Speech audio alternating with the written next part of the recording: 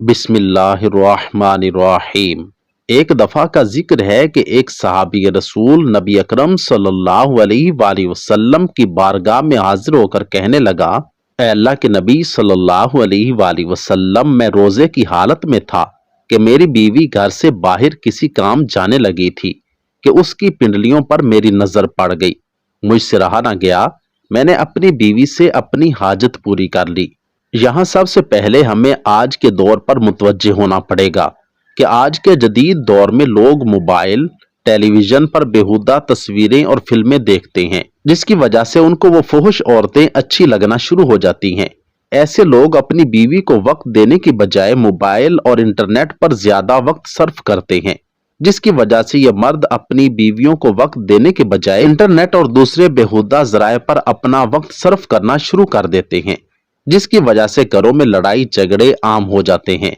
इस तरह मर्द अपनी बीवियों से बेजार हो जाते हैं। मर्द को जो रगबत अल्लाह ताला की तरफ से हासिल होती है वो रगबत खत्म हो जाती है। मियाँ बीवी में रगबत का खत्म हो जाना उन मर्दों और औरतों की सजा होती है जो बदनिगाही से परहेज नहीं करते। उसकी मिसाल ऐसे ही है जैसे कि आपको बाहर के लजीज खाने का चस्का पड़ जाए तो आपको घर की पकाई हुई चीज कभी भी पसंद नहीं आएगी। बाहर के खाने से एक तो इंसान के पैसे जाया होते हैं, दूसरा आपकी जिल्द भी जल्द खराब हो जाती है। इसी तरह जब किसी इंसान को बाजारी औरतों को देखने का चस्का लग जाए तो उसको अपनी बीवी अच्छी नहीं लगती, वो जल्द अपनी सेहत से हाथ धो बैठता है। हरामकारी करने वाले आदमी का घर तबाह हो जाता है क्योंकि उसको अपनी बीवी में रगबत नहीं रहती। सहाबा किराम रिजवानुल्लाहि अलैहिम अजमाइन अपनी नजरों की हिफाजत किया करते थे।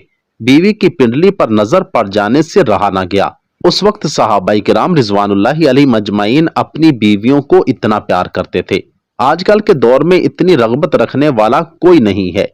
हमको चाहिए कि हम अपने घरों को पाकीज़ा बनाएं। औरतों के लिए यह मशवरा है कि अगर उनके खामद से कोई बेहुदा हरकत हो जाती है तो अल्लाह के वास्ते रोजे क़यामत तक अपनी औलाद को उस पर अमल न करने दें। हजरत अबू हुरैरा रज़ी अल्लाह तआला अन्हु से मरवी है कि हम सहाबाई किराम रिजवानुल्लाहि अलैहिम अजमईन रसूल अकरम सल्लल्लाहु अलैहि वसल्लम के पास बैठे हुए थे कि एक बंदा तशरीफ लेकर आया। हुजूर अकरम सल्लल्लाहु अलैहि वसल्लम से अर्ज करने लगा, ऐ अल्लाह के नबी, मैं हलाक हो गया हूँ, मैं हलाक हो गया हूँ। रसूल अकरम सल्लल्लाहु अलैहि वसल्लम ने दरियाफ्त किया कि क्या हुआ है तुम्हारे साथ, तुम क्यों ऐसी बातें कर रहे हो? उसने जवाब दिया, ए अल्लाह के नबी सल्लल्लाहु अलैहि वसल्लम, मैं रोजे की हालत में अपनी बीवी से जिमा कर बैठा हूँ। रसूल अकरम सल्लल्लाहु अलैहि वसल्लम ने उस बंदे से पूछा, तेरा कोई गुलाम है तो उसको कफारे में आजाद कर दो। उस बंदे ने जवाब दिया, ए अल्लाह के नबी, मेरे पास कोई गुलाम नहीं है।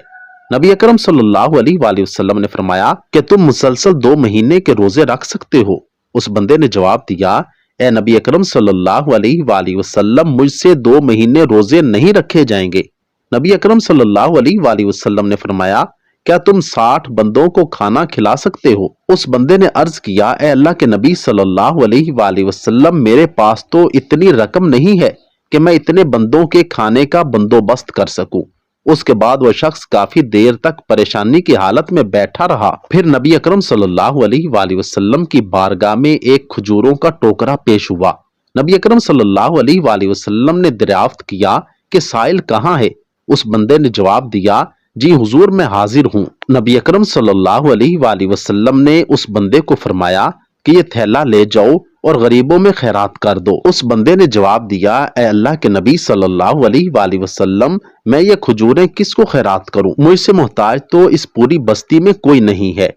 इस बात पर नबी अकरम सल्लल्लाहु अलैहि वसल्लम खिलकर मुस्कुराने लगे।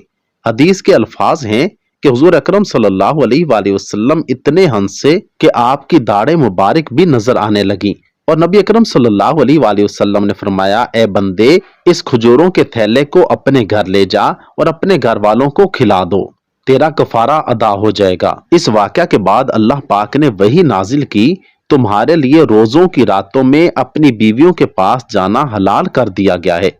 वो तुम्हारी पोशाक हैं और तुम उनकी पोशाक हो।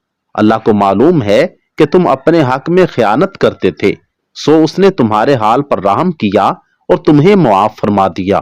बस अब रोजों की रातों में बेशक उनसे मुबाशरत किया करो, और जो अल्लाह ने तुम्हारे लिए लिख दिया है चाहा करो। दर्ज बाला आयत मुबारका में बड़े वाज़े अंदाज से माह सियाम में सिर्फ रात के औकात में ही जिमा करने की इजाजत दी गई है। अगर कोई हालत रोजा में जिमा करता है तो उस पर कफारा और कज़ा वाजिब हो जाती है।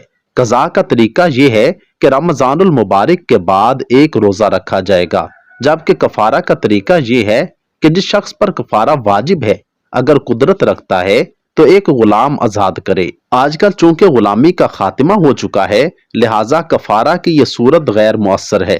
60 दिन के मुसलसल रोजे रखे जाएं या 60 मिस्कीनों को औसत दर्जे का खाना खिलाया जाए।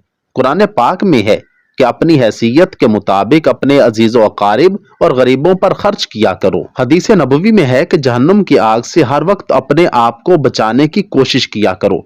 जब आपको गुस्सा आए तो ज्यादा से ज्यादा सदका किया करो, क्योंकि सदका इंसान के गुस्से को बड़ी जल्दी ठंडा कर देता है। जब इंसान से कोई गलती हो जाए तो उसको चाहिए कि फौरन सच्चे दिल से अल्लाह ताला से मुआफी मांग ले, क्योंकि जब अल्लाह ताला तुमसे नाराज हो जाता है तो तौबा के अलावा तुम्हारे पास और कोई रास्ता नहीं है। तौबा के बाद अल्लाह ताला से अपनी गलती को मुआफ कराने में बस सदका ही काम आ सकता है।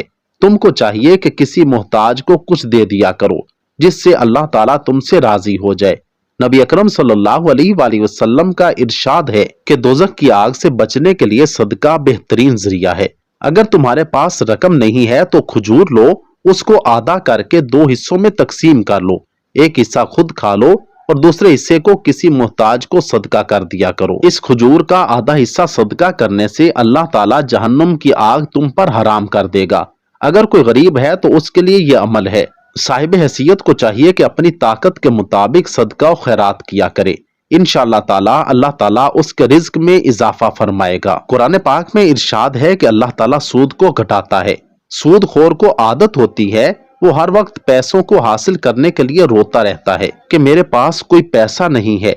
नबी अकरम सल्लल्लाहु अलैहि वसल्लम का फरमाने आलिशान है कि सदकात को अल्लाह बढ़ाता है।